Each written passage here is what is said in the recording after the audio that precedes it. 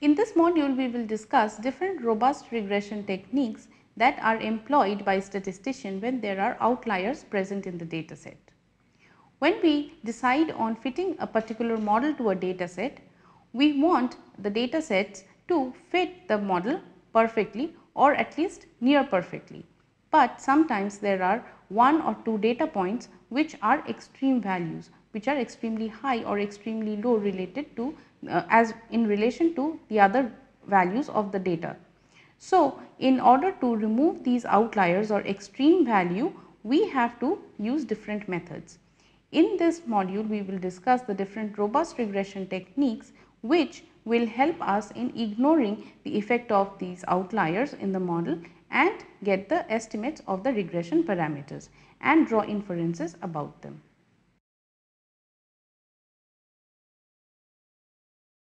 Introduction to detection of outliers.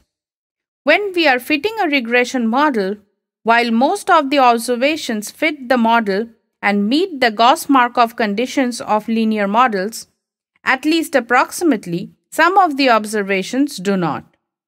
This situation might occur if there is something wrong with one or more of the observation, or if the fitted model is not appropriate. Since there are two reasons for the existence of observations that do not belong to the model, we have two purposes of trying to identify them. The first is to protect the model from any observation that do not belong to the model and thus adversely affects it. And second, to find the shortcomings of the model that we have fitted. Observations that do not belong to the model exhibit numerically large residuals, and when they do so, they are called outliers. In order to detect the outliers, one may go back to the original dataset and use subject-specific knowledge to study the outliers and explain the origin, or one should investigate whether the fitted model is a failure. For instance, if the relationship between the explanatory variable and the response variable is quadratic, then just fitting a linear regression model will not suffice. Let us look at the definition of outliers. Any unusual observation in the context of our study will be called outliers. There are three types of outliers in a regression setup: the outliers in responses or the y variables, outliers in the explanatory variables or the x variables, and outliers in both y and x variables. Now, an observation which has an inordinate influence on the regression curve is called an influential point. Outliers frequently have an inordinate influence on the least squares estimate in a regression setup, although not all influential points have large residuals. Outliers may or may not be influential. Whether an outlier is influential or not is a matter that we would like to test. Residuals are used to detect outliers in responses y, and leverages are used to detect outliers in the independent variables x. Now let us look at the graphical representation of outlier effect. Suppose we have 10 pairs of data points xi, yi, where yi is our explanatory variable and xi is the response. The least square solution fits the data very well, and we can see from the following plot that when we plot the points and the regression line, they perfectly coincide with each other. However, suppose that someone gets a wrong value of yi, or if one value of yi is different from what we had in the original dataset, and that point happens to be further away from the remaining values of the yi variable. Then the pair yi-xi will be rather far away from the regression line. The following plot reveals that the point is going to be an outlier in the y direction, and the regression line that we have plotted using this dataset is now tilted. The outliers, which are the influential points in the response variables y, have received most attention in statistical literatures because we usually consider the response variable, which is yi, as observations and xi as fixed numbers. However, usually in real life, the explanatory variables are also observed quantities and are subject to random variability. Therefore, there is definitely reason to believe that gross error can also occur in explanatory variable xi's. Now, referring to the regression line plot in a couple of slides earlier, we had seen that the least square fit the data perfectly. Now, suppose in the same data set, one of the values of x is different. And it is so different that when we fit a regression line using the least squares technique and we plot the regression line, we see that under the influence of the changed x value, the regression line completely tilts in the opposite direction. The resulting point is called an outlier in x direction, and its effect on the least square estimator of the parameters regression appears to be very large because it actually tilts the least squares line in the opposite direction. The outlier point in x direction is called the leverage point. Now, regression outliers, either in the explanatory variable x or in case of response variable y, pose a serious threat to the least squares analysis of a regression model. In order to handle such problem, there are basically two ways out. The first is by constructing regression diagnostics. In this method, we can fit a regression model to the data and find the diagnostics and detect outliers, and then remove them from the data set and then fit a regression model to the fresh data set. Or we can use the robust regression techniques where we do not remove the outliers from the data set, but we use, instead of the least squares method, other robust regression techniques under which the parameter estimates are not influenced by the presence of outliers. Now let us look at the uses of regression diagnostics. Diagnostics are certain quantities which are computed from the data that we have at hand in order to single out the influential points, after which the outliers can be corrected or removed, followed by the least square analysis of the remaining cases. In case of one or two outliers, it works well by just deleting the influential points and by fitting the regression model again. However, if there are multiple outliers present in a dataset, then this method is not going to work. In robust regression techniques, we try to devise estimators that are not so strongly affected by outliers. Although some statisticians believe that in the robust methods, the purpose is to simply ignore the outliers, it is not so in reality. In this method, we look at the residuals and parameter estimates from a robust regression analysis. We use robust techniques so as to eliminate the effects of unusually high residuals which happen due to the presence of outliers. But when comparing the two methods, the diagnostics and the robust regression techniques basically have the same goals, but just in the opposite order. Using diagnostic tools, we first try to delete the outliers and then fit the data by the method of least square. However, in the robust analysis, we first fit a regression to the data and then identify those points as outliers that possess very large residuals from the robust solutions. Now, in connection to outliers and leverages, one very important matrix that we come across is the hat matrix. Suppose the regression equation is given in the matrix form by y equals x beta plus epsilon. Then the hat matrix is defined as H equals x times x prime x inverse x prime. The elements hi of h may be interpreted as the amount of leverage extended by the ith observation yi on the ith fitted value.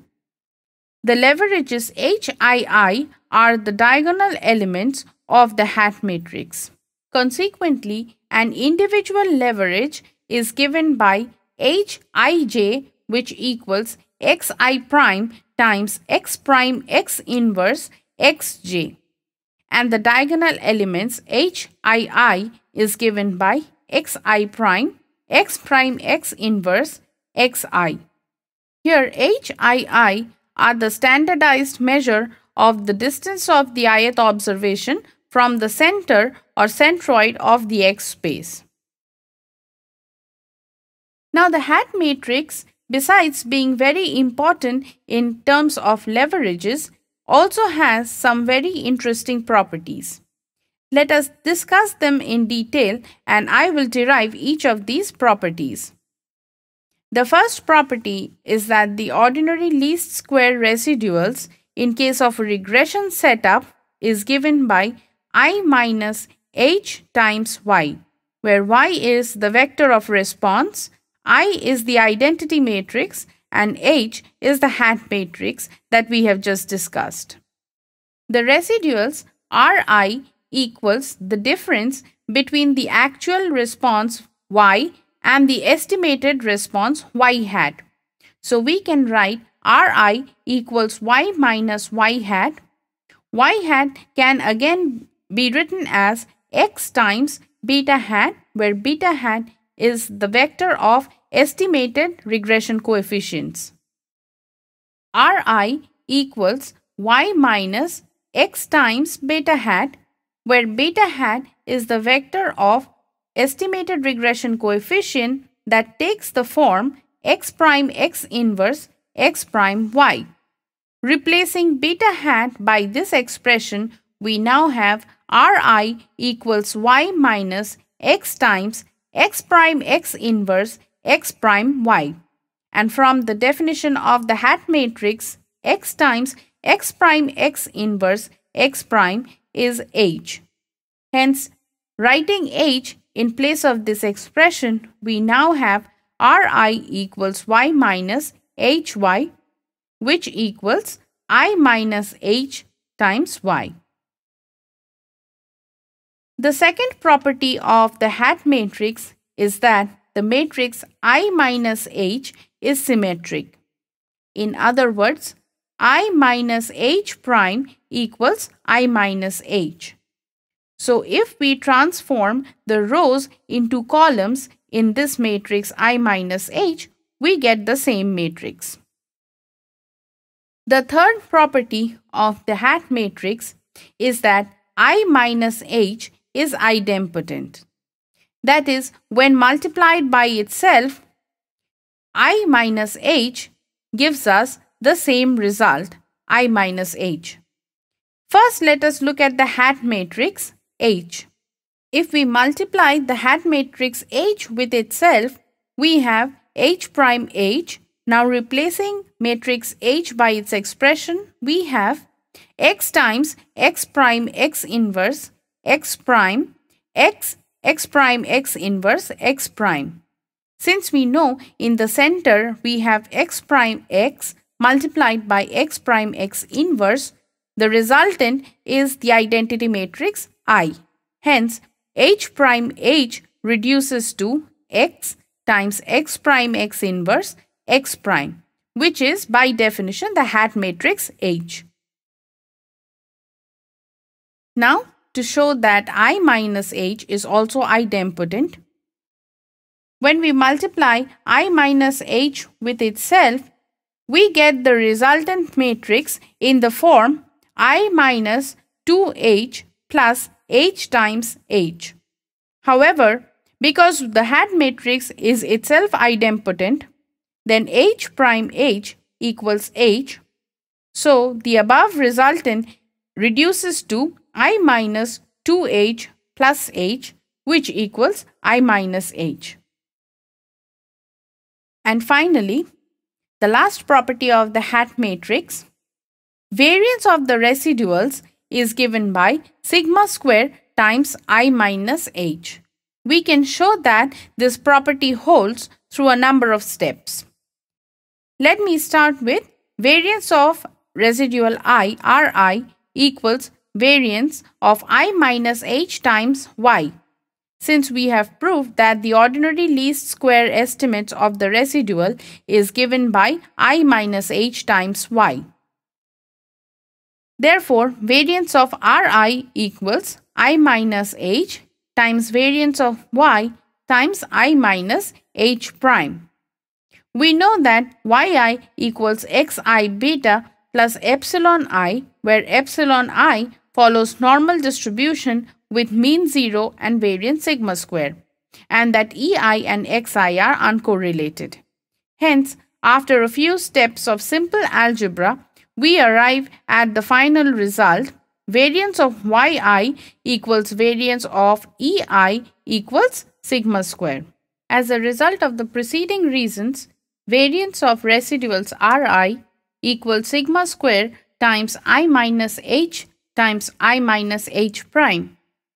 Since we know that I minus h is symmetric, hence I minus h prime can be written as I minus h. And I minus h being idempotent, we can write I minus h prime as I minus h. And we also know that I minus h is idempotent, so I minus h times I minus h equals I minus h. The result is variance of residual Ri equals sigma square times I minus h.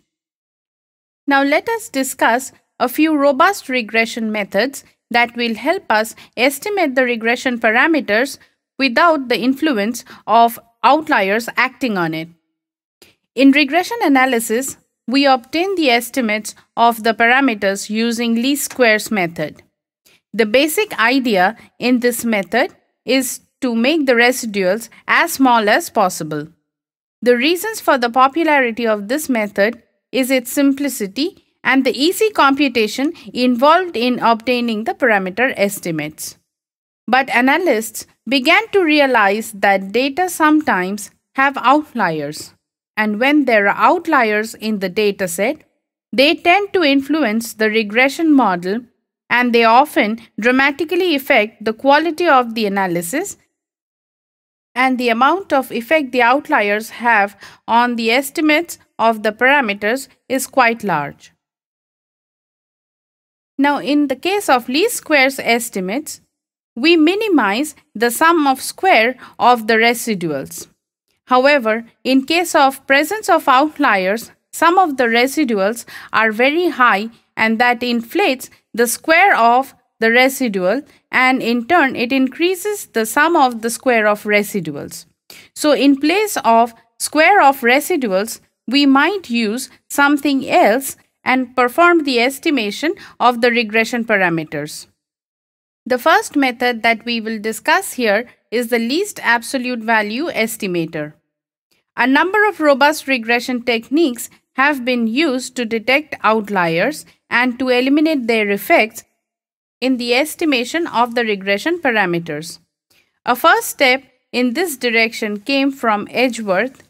He reasoned that outliers have a large effect on the least squares because the residuals Ri's were squared and we were then taking the sum of the squares.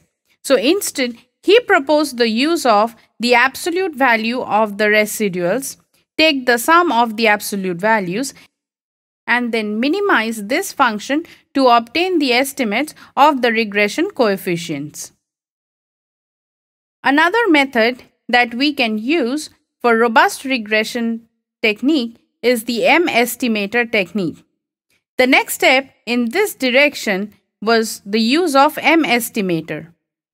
The basic idea of replacing the squared residuals by another function of the residuals yielded the estimators, where in place of the absolute value of the residuals as we did in least absolute value estimators, we now use a function rho of the residuals, we take the sum of this function and minimize the summation of the function of ri's to obtain the estimates of the regression coefficient, where the function rho here is symmetric with a unique minimum at 0.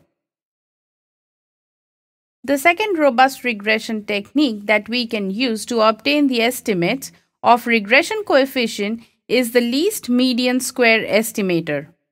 In the previous two robust methods, namely the least absolute value method and the M-estimator method, we have seen that the square function of least squared technique was replaced by other functions.